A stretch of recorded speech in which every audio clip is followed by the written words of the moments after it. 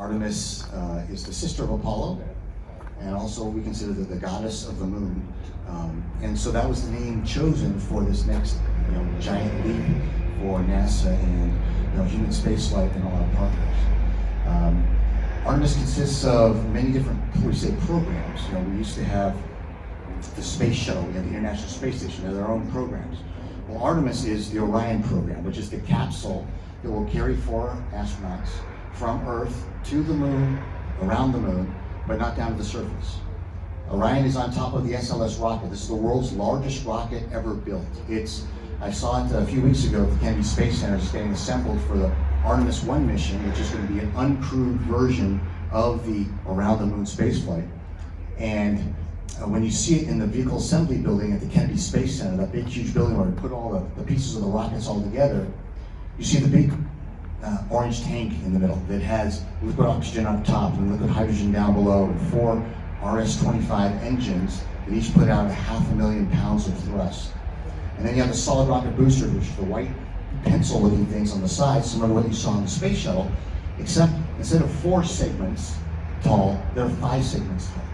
And so when you see this SLS rocket and this orange tank in the middle, there's a line that delineates where the liquid hydrogen is and the inner tank area to where liquid oxygen is.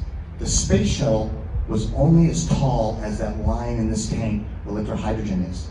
We have the liquid oxygen above it, we have the intercryogenic propulsion stage, which is our second stage, and then we have the Orion and its launch system on top of that. So this would be even taller than what the Saturn V was, with more power than what the Saturn V had when it went to the moon with the Apollo program.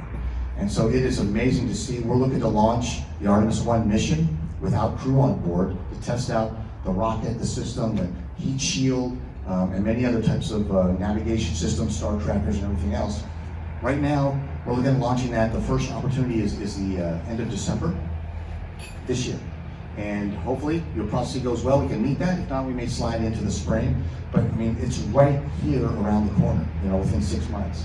And that's going to be human beings sending what will be, human qualified spacecraft around the moon and outside of low Earth orbit for the first time since 1972. The other part of the Artemis program is the Gateway, which is going to be a space station, smaller than the International Space Station, but a space station that's going to be in lunar orbit.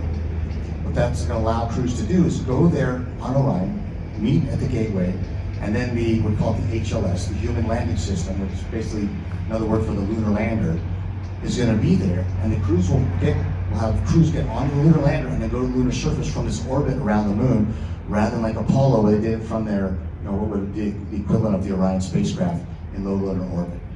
And so this structure will allow us to go back to the moon and have sustained presence, because we've got this gateway that's going to be there for the next couple of decades.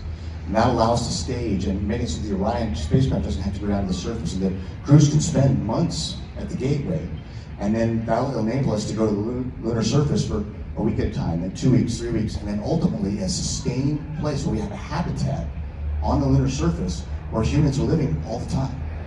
And that we're doing that because we're not going back to the moon, we're going forward to the moon as our stepping stone to go to Mars. Because if our habitat's going to protect us from the radiation, and we can use the lunar ice to be able to separate it into the 2 components that water is, that's the H and the O, which is for us rocket fuel and air to breathe. We can figure out how to use those resources, and we can figure out how to have our rovers work in the lunar regolith, which is far more coarse than anything anywhere in the solar system.